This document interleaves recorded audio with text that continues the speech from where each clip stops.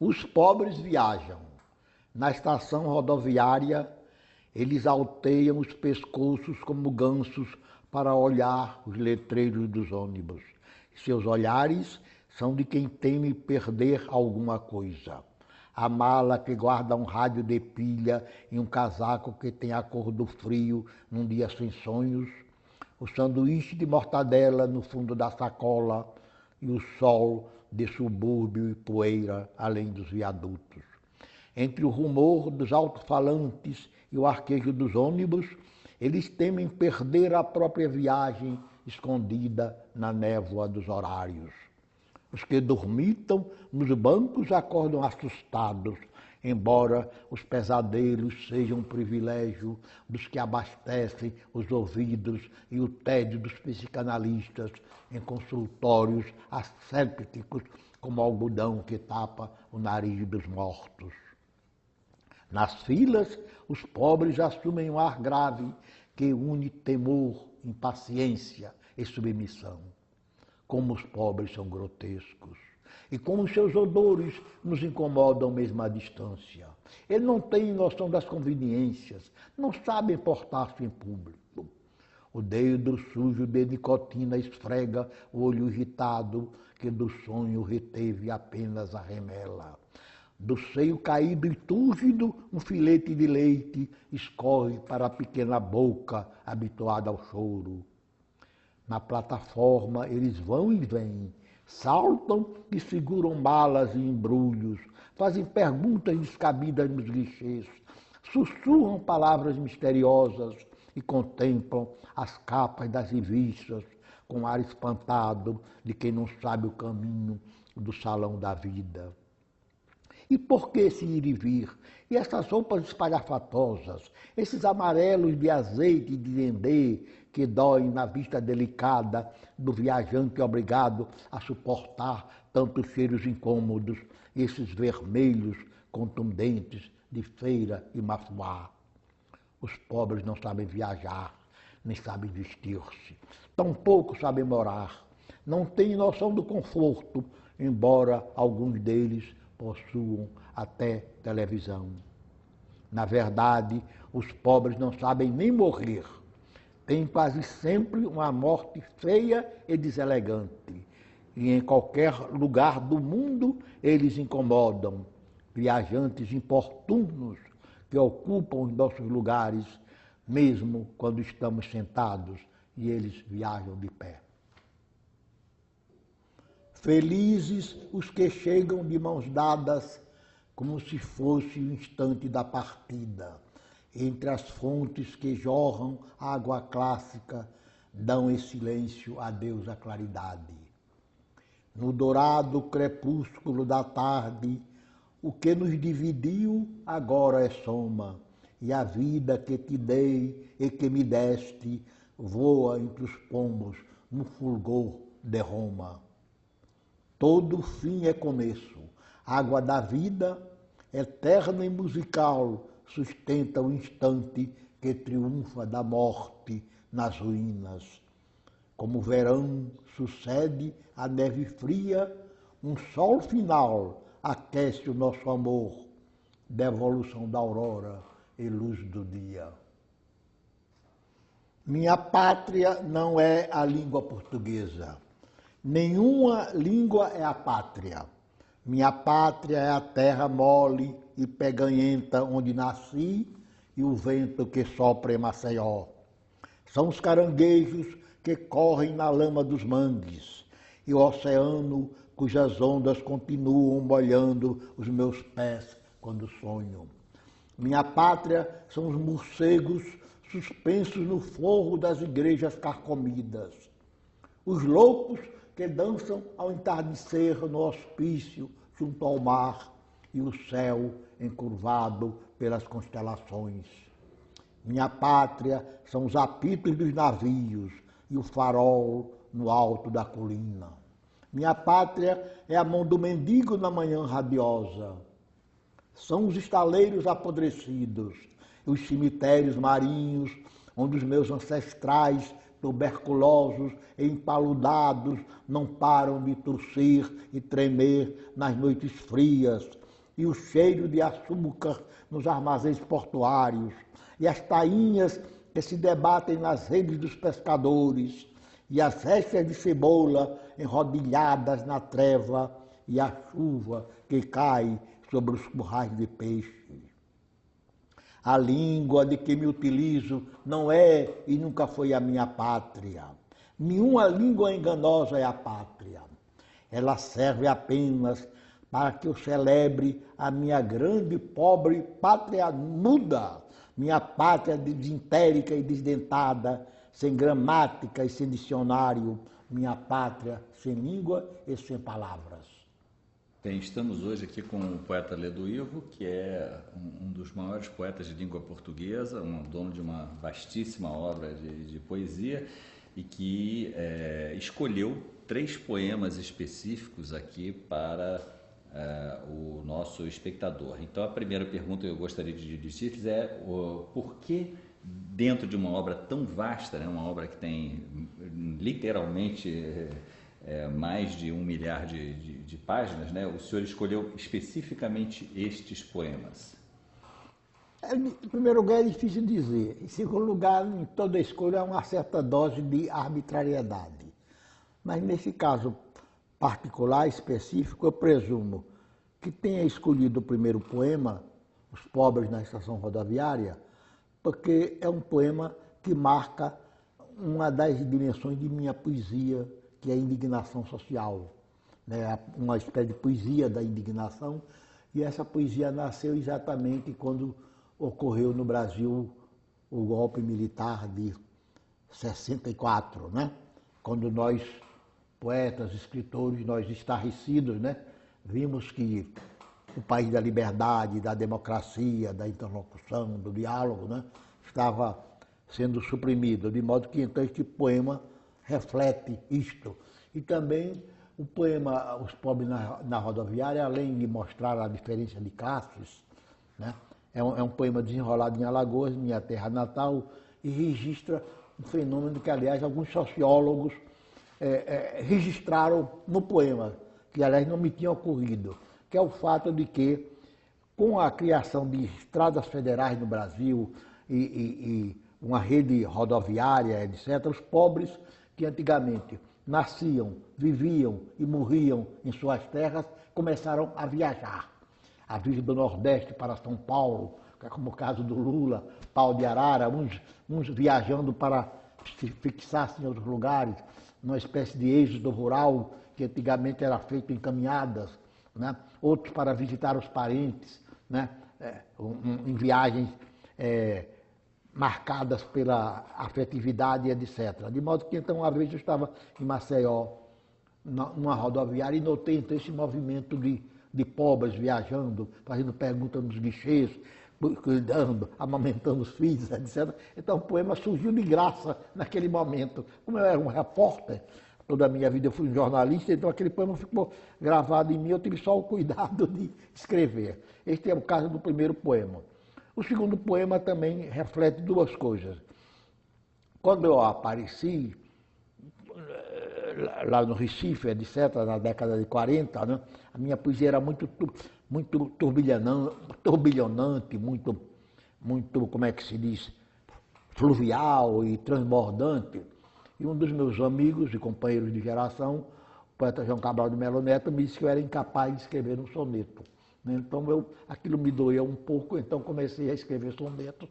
Né? Depois, quando ele foi cônsul na Espanha, ele até publicou um livro meu de sonetos, Acontecimento do Soneto. Inclusive, o título foi dado até por ele, porque ele disse que o soneto tinha acontecido na minha vida. Né?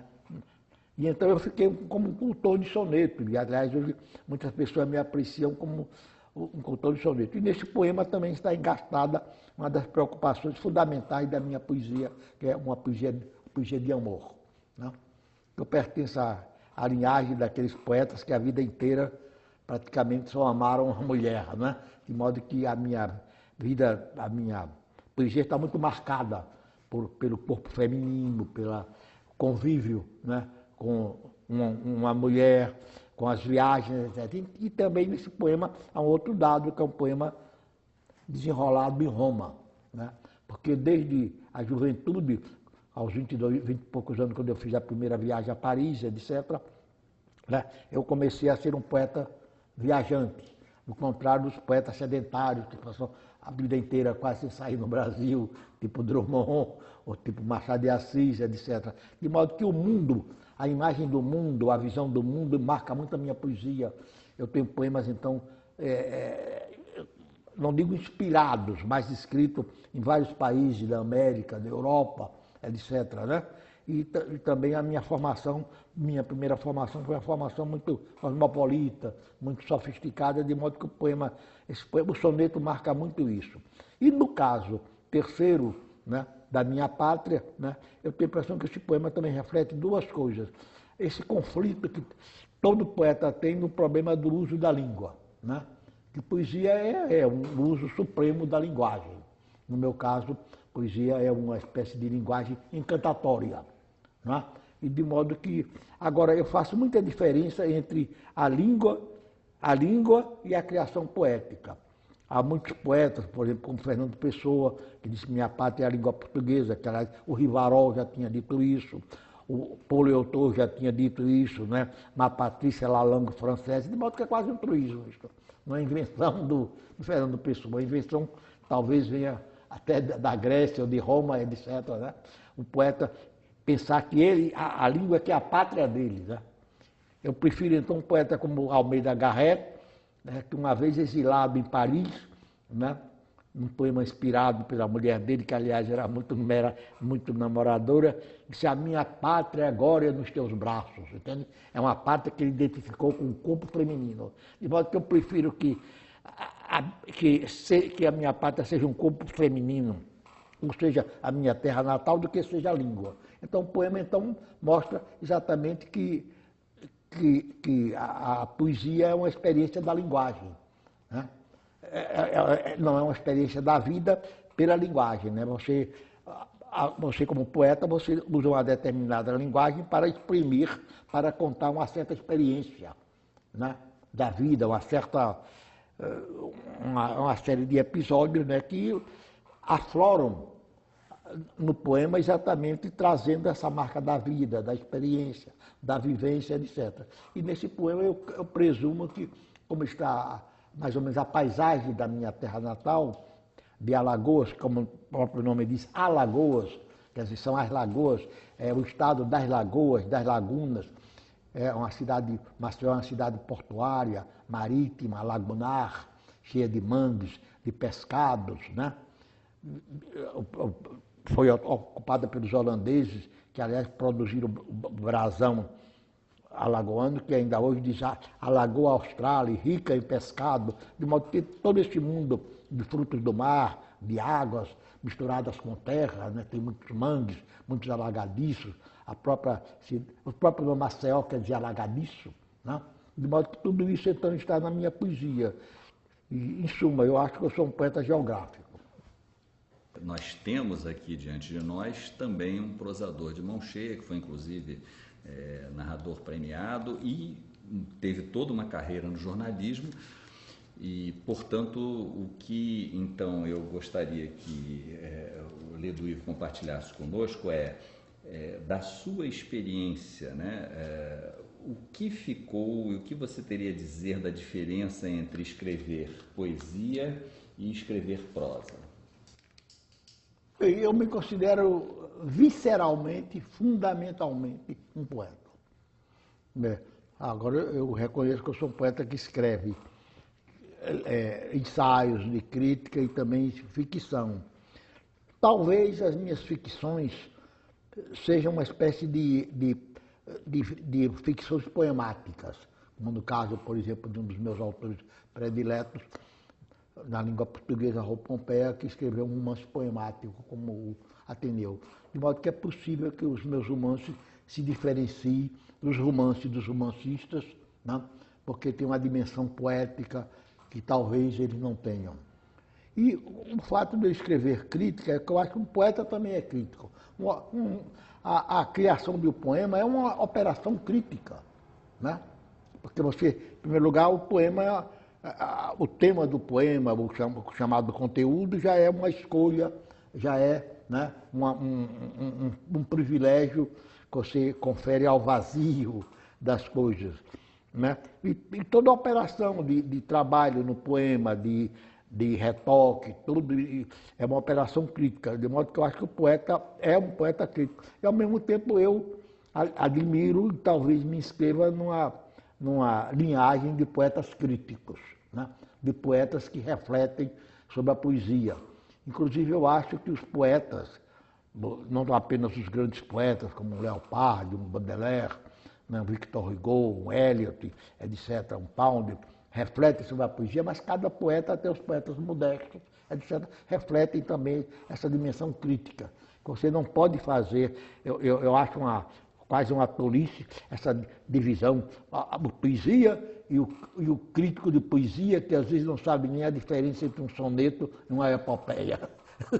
Essa que é a verdade. Né? De modo que só o poeta é que tem um grande conhecimento da retórica poética, da canônica poética, né? Porque poesia não é apenas, como diz o Edson, poesia é uma soma do talento individual com a tradição. Né? Então, nessa tradição, você tem um acervo, um tesouro inumerável de escolas, de ritmos, de soluções métricas, né? De modelos de poesia. De modo que eu acho também muito importante que o poeta moderno, né, seja também um grande conhecedor da chamada poesia tradicional. Inclusive, como o próprio Eliot, eu acho, em primeiro lugar, que não há verso livre. Todo mundo aí fala em verso livre. Eu acho que absolutamente não há verso livre, porque todo verso está sujeito, cativo de um ritmo, de uma rimática, né, de uma imagística, etc. E o próprio Eliot também diz que não há liberdade em poesia e na criação poética. Também, nesta época, todos os poetas falam na liberdade, na transgressão, na desordem. Eu acho que mesmo a transgressão e a desordem são frutos da ordem e são, vamos dizer, convivas da ordem de um poeta. De modo que a minha visão que eu tenho da poesia é uma visão um pouco diferente daquela que habitualmente tem os poetas brasileiros. Por exemplo, há quem diga, por exemplo, que há outro truísmo, que poesia se faz com palavra. É evidentemente que poesia se faz com palavra. Mas essas palavras acolhem emoções, pensamentos, sonhos, pesadelos. Né? A palavra é um instrumento. E aí eu volto ao problema da minha pátria, não é a língua portuguesa. A língua é o instrumento para você exprimir emoções, seus amores, seus ódios, sua visão do mundo. Né? Tudo isso. O que o senhor teria a dizer para este público que ele está assistindo na internet, né? Esse público que não vamos dizer que será exatamente um leitor, pelo menos não nessa ocasião, porque ele está ouvindo a sua palavra poética, né? Então, o que o senhor teria a dizer a esse público de poesia, né? Ou esse virtual futuro público de poesia? Esse eu acho, aliás, um dos problemas mais intrigantes e mais instigantes do nosso tempo, é o aparecimento das novas linguagens. A linguagem da internet, desses aparelhos que os nossos netos e bisnetos usam, não sei nem o nome, né? Dos computadores, etc. Quer dizer, essas novas linguagens que estão, aos poucos, excluindo o livro. Porque quando eu surgi literariamente, né, eu pensava, só havia um mundo que era o mundo verbal. Os poetas publicavam livros de poesia. Né? Bem, então, com a evolução tecnológica, etc., hoje o poeta se enfrenta com vários problemas. Em primeiro lugar, o poeta não tem mais a aura antiga do tempo em que, por exemplo, eu cheguei no Rio de Janeiro, havia um Drummond, um Bandeira, um Schmitt, um Murilo Mendes, né? E vários outros, Jorge de Lima, etc. Havia uma aura em torno dos poetas, uma aura que vinha do modernismo. Isso acabou, não apenas no Brasil, mas também em outros países. Que eu visito, etc. Eu pergunto, por exemplo, ao meu editor dos Estados Unidos, quais são os grandes poetas americanos. Ela diz, não existe mais os William, Carlos William, os Frost, entende? Wallace Stevens, etc. É um outro mundo, são dezenas e dezenas de poetas das universidades, coisas, livros de 1000 exemplares e até de menos. Né? De modo que, então, a situação social do poeta mudou. Né? Então, o livro, na minha opinião, se tornou até uma espécie de suporte. Por exemplo, até no Brasil, eu já tenho livros meus em e-book. Eu já assinei contrato. E quando eu publico um livro, por exemplo, na Espanha, nos Estados Unidos, na França, qualquer outro país, tem sempre uma cláusula do livro e-book, do livro que você pode ler em computador. Por exemplo, um livro meu, na Espanha, custa 15 a 20 euros o livro. Né? Em e-book custa 6 euros. O meu romance Ninho de Cobra, que custa $12 em Nova York, é $1,40 na internet. De modo que é um mundo mas inteiramente diferente. Então, é possível até que a literatura do livro de papel desapareça aos poucos, né? E os poetas e escritores comecem a escrever só para a internet, a serem consumidos pela internet. A internet cria um grande problema, na minha opinião, que é leitura é atenção para mim. Eu sempre digo, eu prefiro ter um só leitor que me releia a ter 1000 leitores que só me leiam uma vez. Entende? Eu prefiro aquele leitor fiel que me lê mais de uma vez. Então é para aquele leitor fiel que eu escrevi, e não para os eventuais 1000 leitores que me leem ou me veem na internet e eu sumo para sempre da visão dele. De modo, como poesia é um problema de atenção, de leitura, de releitura, né? Um poeta como Baudelaire, você lê a vida inteira da juventude, né, até a morte, um Victor Hugo, etc. Eu acho que esse mundo está mudando. Né? Será que a televisão... Outra coisa, o poeta hoje se tornou uma figura virtual. Ele só existe quando ele aparece ou na televisão ou na internet, especialmente na televisão.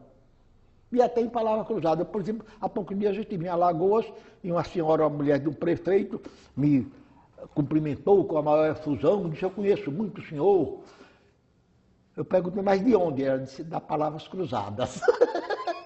Então, é uma maneira de conhecimento, né? Você, poeta, é conhecido porque seu nome pode ser L.I., então você põe uma palavra cruzada, é uma maneira de conhecimento. De modo que eu vejo com uma certa aflição, esse admirável mundo novo que está surgindo, do mundo do espetáculo, né? O mundo da imagem, inclusive hoje você está no mundo da imagem, e não mais no mundo da palavra. Né, no mundo da letra, eu acho que está ocorrendo uma grande mudança no mundo, uma grande mudança até na ficção, na literatura, etc., né, e especialmente na poesia.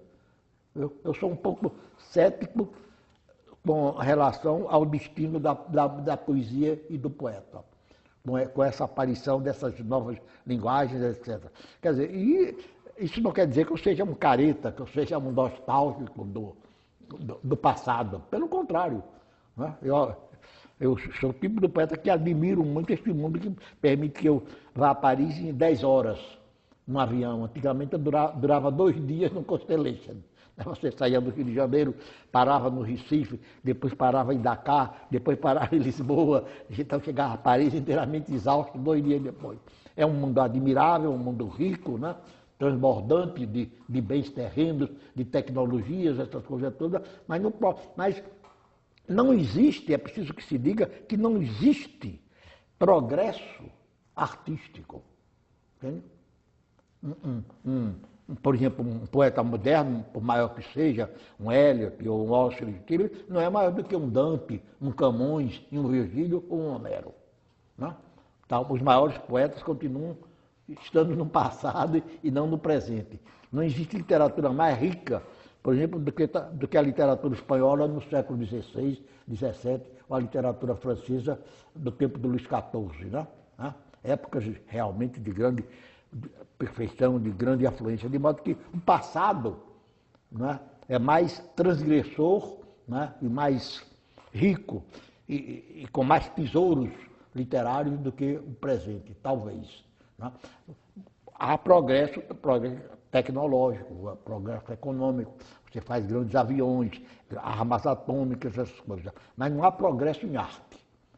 Isso tem que ficar bem claro, é uma verdade dita por Ezra Pound. De modo que os que pensam que há uma evolução literária, que há mais riquezas, etc., estão inteiramente enganados.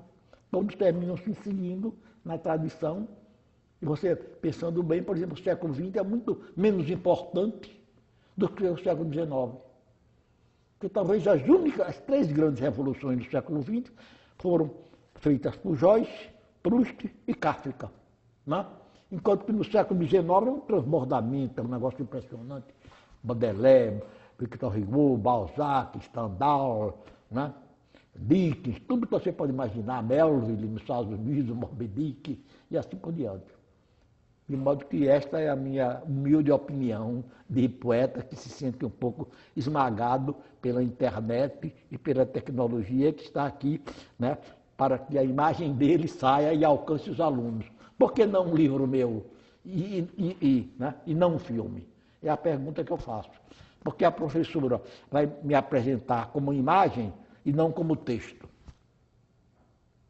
Se o senhor, como poeta consagrado, tivesse que dar algum conselho a um candidato a poeta hoje, que conselho daria?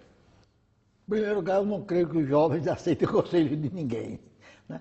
E em segundo lugar, quer dizer, em primeiro lugar, você tem que levar em consideração o seguinte: o que é que forma um poeta? São dois elementos fundamentais. Em primeiro lugar, a vocação, o chamamento, né? Em latim, vocação quer dizer chamamento. Está aí o Sequim, que é um latinista, sabe perfeitamente disto. Né? Em segundo lugar, o infidável aprimoramento literário. Né? Porque poesia, o exercício poético, a criação poética é uma aprendizagem que dura enquanto durar o poeta. Entende? Esta é a verdade. Quer dizer, só o conhecimento da linguagem, da gramática, a visão da poesia como uma operação até gramatical e linguística é que permite a você exprimir-se. Né? De modo que eu acho que o poeta deveria, em princípio, ser o protagonista mais culto do cenário literário. Entende? Há duas categorias de poetas, por exemplo, aqueles que se interessam pela literatura do seu país, como é um pouco o meu caso, foi o caso do Bandeira e do Mário de Andrade, e poetas que só se interessam por ele mesmo, que não escreve como Drummond, né, que só escreveu, às vezes, uma crônica sobre Fagundes Varela, né, nunca se ocupou do passado literário, o Schmitt, de modo que eu pertenço, por exemplo, a essa linhagem dos poetas que se acham inseridos numa tradição. De modo que me interessa desde o Botelho de Oliveira até o mais jovem poeta, até o Alexei Bueno, por exemplo. Agora, eu acho fundamental isto, né? A poesia como uma aprendizagem, como uma leitura infindável. Outra coisa importante para o poeta brasileiro é o conhecimento de línguas, já que a tradição literária em língua portuguesa talvez não seja suficiente para produzir poetas consideráveis. De modo que o poeta em língua portuguesa geralmente recorre, né, a outra literatura. Isso é muito observável, especialmente no romantismo, né? A influência dos franceses, dos ingleses, etc. Né? Um poeta, por exemplo, espanhol, ou inglês, ou alemão, né? ou italiano, talvez nem necessite deste aporte de poesia estrangeira, porque ele tem riquezas inumeráveis em seus países e em suas línguas. De modo que aí, no caso do poeta brasileiro, há esse problema. Ele tem que conhecer outras literaturas. Para conhecer outras literaturas, ele tem que conhecer outras línguas. E outras línguas bem. Né? Não é língua de aduaneira, inglês aduaneiro ou francês aduaneiro. De modo que a poesia também tem essa parte didática, essa parte de estudo, né? Que nem todo jovem poeta é seduzido por ela. Entende? De modo que... Agora, é um negócio curioso, porque antigamente, quando eu era jovem, havia no Brasil o que o Manuel Bandeira chamava o iminente jovem poeta. Aquele poeta que aos 20 anos ele já anunciava, ou falsa ou verdadeiramente, que iria ser um poeta considerável. Quer dizer, queria ser receber o estandarte daquela geração. Hoje praticamente não há isto. Há realmente na poesia brasileira jovem uma certa estagnação. Talvez eu desconfio que essa estagnação vem do sistema educacional. Desde que nas escolas o ensino da gramática foi substituído pelo ensino da comunicação Negócio, Comunicação e expressão. comunicação e expressão. Né? Você não pode ensinar ninguém a comunicar-se nem exprimir-se sem que a pessoa saiba gramática e saiba até caligrafia. Por exemplo, eu recebo essas cartas de poetas jovens, escrito à mão, que eu não consigo decifrar. São verdadeiros hieroglifos ou hierógrafos, o que se diz? Viu? Eu não consigo decifrar, de modo que tem todos esses problemas acumulados. Mas, em suma, para ser um poeta, eu aconselho que ele procure ser um poeta culto, não? Um poeta de gabinete. Não? É esta a lição.